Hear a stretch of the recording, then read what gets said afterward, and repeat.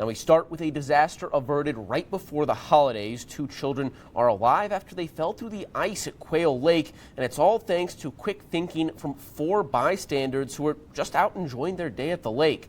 Now the lake, if you're unfamiliar, is in southern Colorado near Broadmoor World Arena. KRDO 13's Carla Sosa talked with one Good Samaritan who said it all happened so fast. Now, hours ago, this was the scene of the frantic rescue. Now I'm going to step out of the way. That way you guys can see. Now that area right there, that's where the kids originally fell in the water. Now one man tells KRDO 13 he was fishing when he saw the 2 kids fall in the water. Then him and 2 others sprang into action.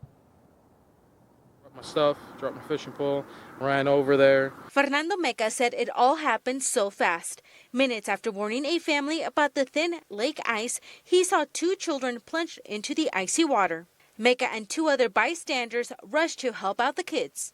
I walked out there with two other gentlemen, and the ice started cracking, backed off a little bit. The other gentleman kept walking. He ended up falling in.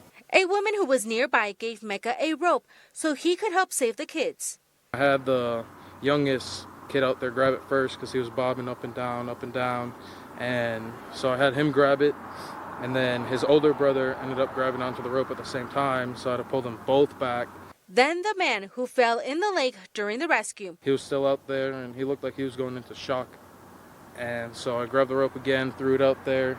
He finally grabbed onto it, and then I pulled him back in. Meca says this could have been a different outcome if they all didn't act quickly to save the kids and the adult. Pretty scary. I knew if that kid would have went down, I would have went in after him, because like I said, all 3 of them were freaking out, and I had to tell them to calm down, but it was a very surreal moment. But instead, 4 random people who happened to be at Quail Lake sprang into action. I saw people in need, and others did too, and I think it's just like a normal instinct to help others. Now, the Colorado Springs Fire Department says it's never safe to play on ice here in Colorado Springs.